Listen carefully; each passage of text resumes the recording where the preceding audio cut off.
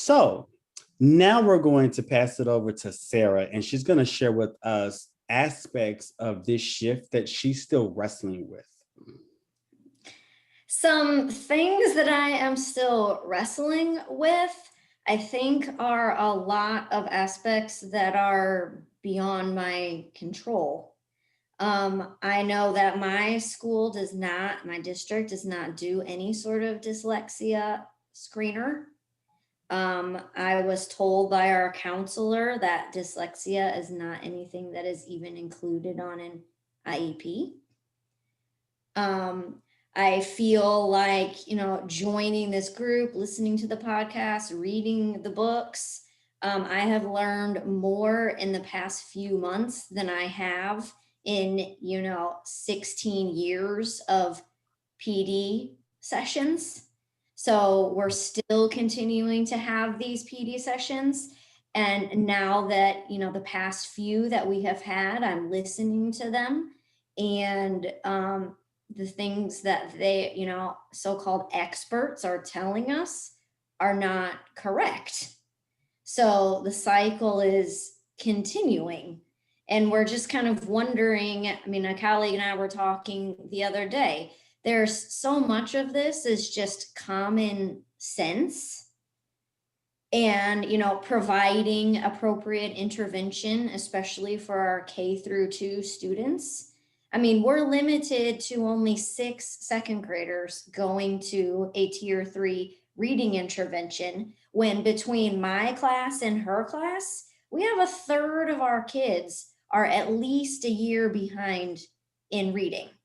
Yet we have to choose the bottom 6 to send. And then we're only choosing them based on, we have used DRA, we have used BASS, now we use RPT, figuring out that reading level, and they want us to mark the MSV, which we know is not correct. They put a lot of emphasis on those reading levels and who needs, to do what. Or you were just talking about guided reading and mini lessons. We just got an email the other night that our new topic of our walkthroughs by admin and our ISSs, they are going to be coming in and focusing on, are you doing guided reading correctly? Are you doing your mini lessons correctly with your 20-60-20 time frame? So my blood has been boiling listening to other people talk about things and how their schools have been making a change. And yet I feel like my district is large. It covers multiple states because it's the Department of Defense. So, it's a way more people above my pay grade that are in charge of our decisions. So I'm just thinking, me and my other handful of colleagues that have been learning about all of this, like what control do we have? Where do we go from here? I'm sneaking in, Kilpatrick's 1-minute drills during my day, just trying to do what I can, while also knowing that if an administrator walks in, they expect me to use our curriculum with fidelity.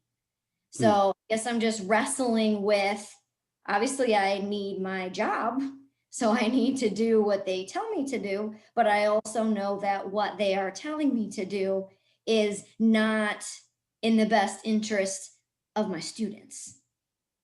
So I guess that is what I'm wrestling with. And that's a lot to wrestle with, especially when you know that your livelihood is linked to this, right? Mm-hmm. And you have to make decisions about my livelihood, what's best for kids, having that support. So I definitely realize that's a challenge, and that's an aspect that many are still trying to figure out as they go along this process. So now I'm going to shift the conversation to in our Facebook group, we're getting thousands of people who are joining by the week. As you're in your work, you are actually engaging with people who are new to this topic. How, that's our next question to think about is, in what ways have you supported the shift and or that continued development of those who are new to the science of reading? How are you supporting that shift? And I would love to hear from Tasha. Hi, everyone. Just a little background. I'm a first year teacher. So this is my first year teaching. It's all on Zoom. And last year I got my master's and credential in the science in education, but I did not really learn about the science of reading until last summer, the summer before starting my first year teaching, which is awesome because I bought Equipped for Reading Success. I joined the Facebook group, and then I just got my principal to purchase Heggerty Phonemic Awareness for me and for the kindergarten teacher in our bilingual program. So I have invited people to today's session that were here earlier who are in the master's program that I went to last year and the credential program. And I obviously have promoted the Facebook group as well as these exercises and really just talked with my group of like former master's cohorts about this, especially those in bilingual education, because I have found that many times a structured approach to reading, including phonics and phonemic awareness, unfortunately gets dropped in a lot of the bilingual ed programs because there's so much that they're trying to get through. And then I saw a lot of students who just did not master English reading to the level that they needed to succeed. And we know that even in math tests, there's a lot of reading required if they're in English in the way these math tests are written. So definitely encouraging my friends, telling them about these books, telling them about resources, sending them webinars, and then just talking to friends and asking them, well, have you tried this? Like I was on the phone with a friend earlier today and I was asking her about her data. Has she looked at the data for her kids? And she's like, no, I really haven't. She's just so overwhelmed with everything on Zoom. I was like, maybe go back to that program, look at that data. Their school uses Amplify. So I'm still learning a lot of the new things. We use Lexia Core at my school, which is a great program that is more structured phonics based, but I check that all the time. And I encourage other teachers, like, go back, do these mini lessons, follow up with parents about supporting students. I'm new to it, so I feel like I'm doing what I can do as a first year teacher, but my school is more guided reading. We use NSGRA. My mentor teacher uses NSGRA. I've told her about the Science of Reading Face group. I've requested that we both go watch a Science of Reading lesson together and then talk about it for my induction program. So I'm trying to not come in and seem like, oh, I know everything, because I definitely don't. I'm a first year teacher, but I do want to be on the right side of history. When we look back at this experiment with education, people will say, oh, we thought that we knew how reading was, and then we changed it to this, and then we realized that didn't work, so then we tried to do both, and now we came back. And I just think, it's reading. That's the most fundamental thing for every other subject. If we don't get this right, what is going to happen? I told even my reading professor in college to join this Facebook group because I didn't learn a lot of these terms like orthographic mapping. Never heard of that before in my program. And I took a whole reading test in California to pass to even be able to teach reading. And I'm just now learning about like phonics and how to structure that, phonemic awareness and structuring the sequence. You hear these terms in grad school, but there was really not a lot of focus on the day-to-day of how to implement this in a structured way. So I'm just really glad to be here, especially because I've heard a lot of people say they discovered this like after they were teaching for a while and it was hard to transition. But now I'm like, oh, that's at least good that I started it now. And I tell my mom even about this. I told her, because my mom was a teacher, and I tell her what I'm learning and how the 1 minute drills, I've given her examples. So it's just really cool to share new knowledge. As you were speaking, what resonated the most with me is just to remind ourselves that in our own sphere of influence, we can be advocates.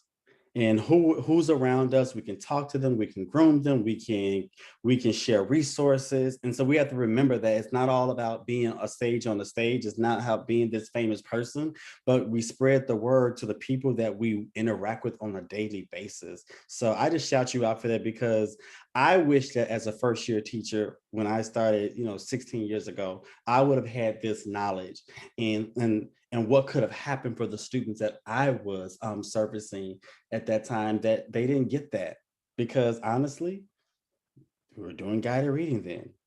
And that is what I was told to do. So kudos to you for just taking that step and ensuring that it's not just your classroom that does it, the next one does as well. So now we're going to come to one of our final questions. And I think it's really pivotal to have this conversation, because I always believe that results matter. And it's the results, how children fare, how they are performing, that really sets this work apart. And so I would love to hear from some of our fellow panelists to talk about what student achievement results have you seen because of your shift. And I want to let's start with Bella.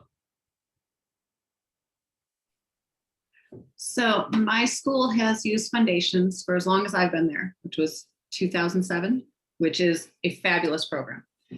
But every year I had 4 or 5 kids who just weren't getting it. And the prescription was flashcard or more, A apple, over and over again. I was working hard, they were working hard, we're putting in the time, and we're not getting it. And then this summer, I ran across Carol Tolman's Hourglass. And at the center of it, where it comes in the narrowest, is where you connect the phonemes and the graphemes, the letters and the sounds. That's where they happen. There's all this stuff that needs to happen before it, all that phonological awareness piece. So what are we missing? So we bought Haggerty. I start teaching Haggerty. Oh, we're spending a lot of time on syllables. I really never spent more than maybe half an hour on syllables. Let's clap out the syllables of your name. Mitchell, 2, Bella, 2. And that was all the syllabication we did. I now know better. So we've been working a whole lot on compound words and syllables and changing, melted to melting and melted to stormed and, all of that sort of stuff. And I now know why those kids got left behind, because I was skipping all of those previous steps in that hourglass. And now I know to do all those pieces. So the results would be, now I'm teaching those syllables, I'm teaching those compound words, I'm teaching them to play with language without any print. It's just a conversation. It's just me saying to them and them doing it with me, which has honestly, teaching kindergarten through Google Meet, it's gone amazingly. And it's because I have Haggerty. I am 1,000% convinced that is the bulk of the reason why my kids are being successful this year. Never used to teach long vowels, except for maybe in March to those really high kids who were ready for it. I don't know why letter sounds were a secret from all of those kids for so many years. So I now teach that. I taught open and closed syllables. And in the past, I would show the kids the word go. Now, not teaching long vowels, not teaching syllable types. They would look at that and go, g, ah, ga. And I'd say, is that a word? How about you do flippy dolphin and flip that vowel sound? And then they would say, g, oh. But it's guessing. I was teaching them the language has no rules. It doesn't make sense. Just guess at it and maybe you'll land on the right answer. And I'm no longer content to do that. So teaching those open and closed syllables, this Friday, 2 days ago, I had a group of my kids and I put up the word fantastic on a digital board. And I said, do you think you can read that? And when the kids went, it's really long. And I said, well, how should we attack it? And when the kids said, let's look at the syllables. And I said, let's do that. And they drew the lines in between the 3 syllables. They defined each of those syllables, told me, oh, well, that's a closed syllable. I said, why is it a closed syllable? Well, because there's a consonant after the vowel. I said, all right, so what's that do to the vowel sound? Makes it a short vowel. Oh, okay. So read that word. And the kids said, fantastic. And I said, oh my gosh, you're fantastic. And I have kindergartners who read the word fantastic. So those are my results. I'm like, I'm getting all giddy about it again because I've never had success like this before. I love that last phrase. I've never had success like this before. I love that. I love that. Let's go on to Denise. You want to share your success? Yeah, so I have, my school also uses foundations. And like I was saying earlier, I implemented a sound wall. And I think that sound wall, I have seen my kids go to it and use it. They use it to decode words. They're using it in their writing to encode. And I also use secret stories. If anyone's familiar with that, it's a brain-based phonics, and it's not a curriculum, it's a support. So I have seen a lot of success with my students using that with their reading. But I have seen readers go from 0 on their oral reading fluency up to the 50, 60 area. Since I don't have it in front of me, I can't remember the exact number. And in that 70% accuracy. And that is, I think that speaks volumes to how successful this has been. And it, you know, somebody was talking about it before, about how the guilt you feel that you didn't know better before. I feel like our colleges have let us down. And I think a lot of it has to do with those curriculum companies.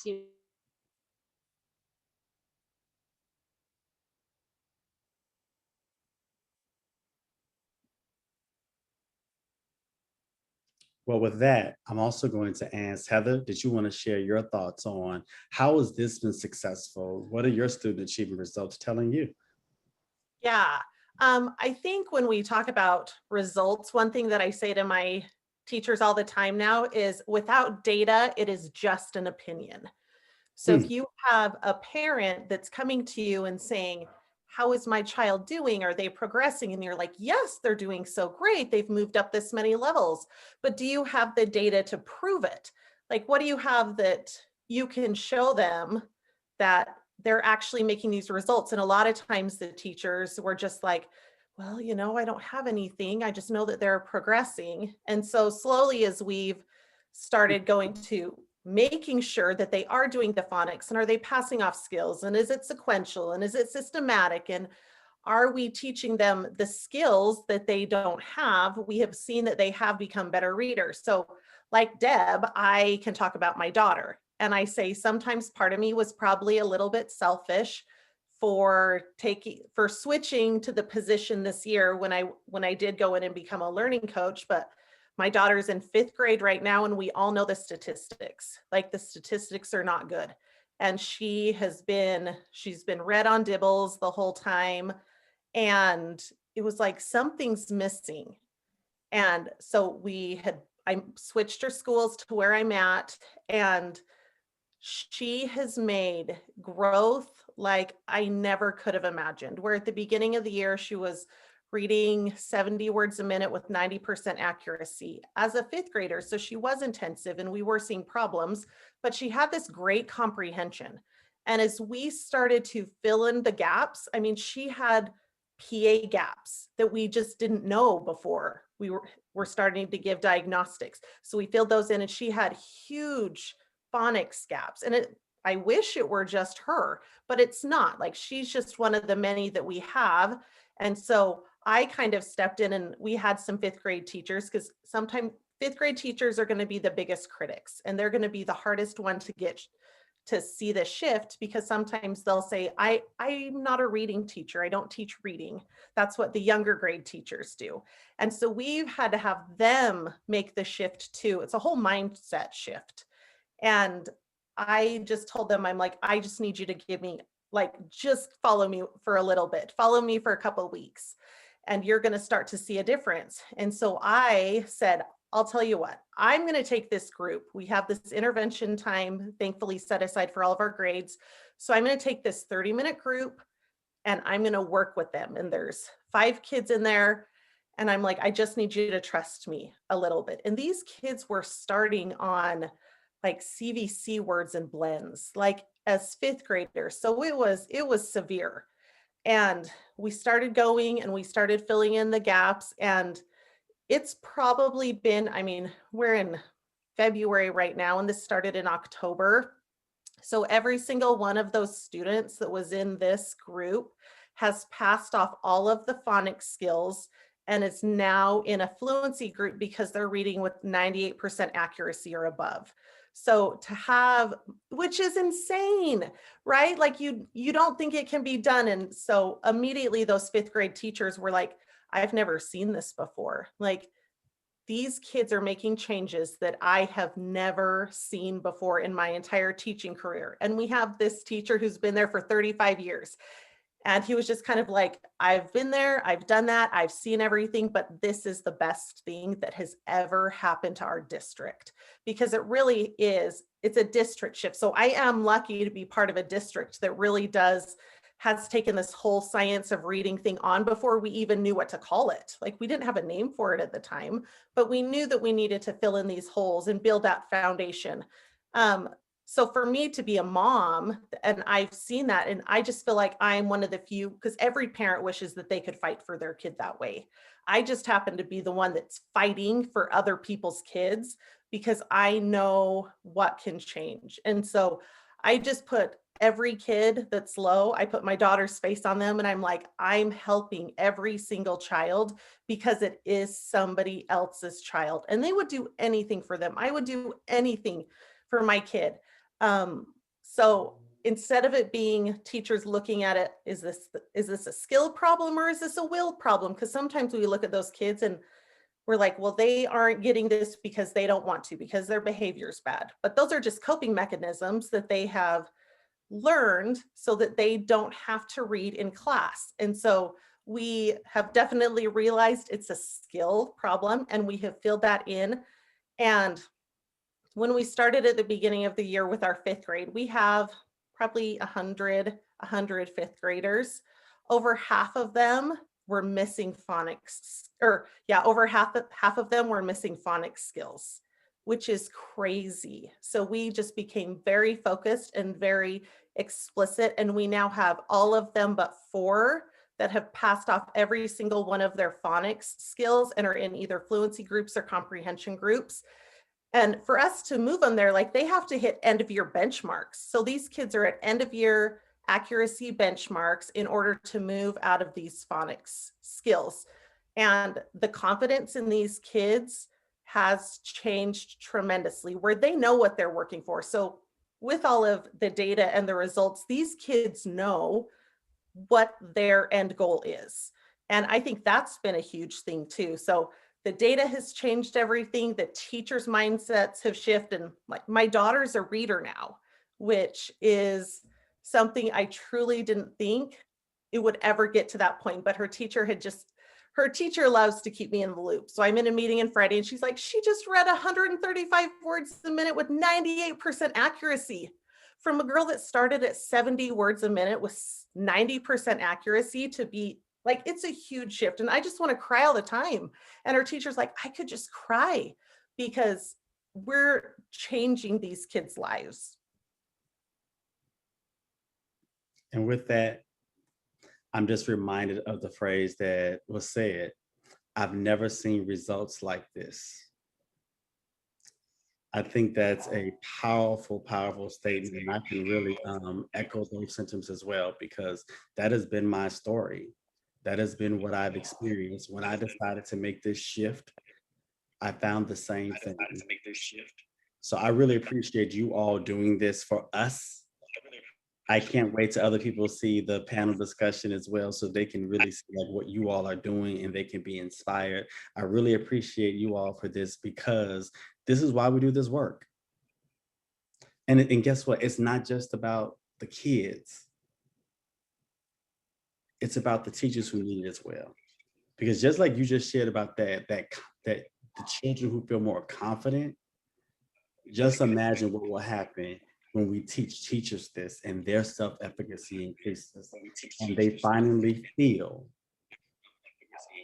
that what they got into this job for is coming to fruition. So with that being said, you guys, thank you all so much, and keep in contact. Thank you. Enjoy the rest of your Thank week. you, Mitchell. Thank you, everyone. It was amazing. Thank you, Donna. Thank you, Donna. Thank you.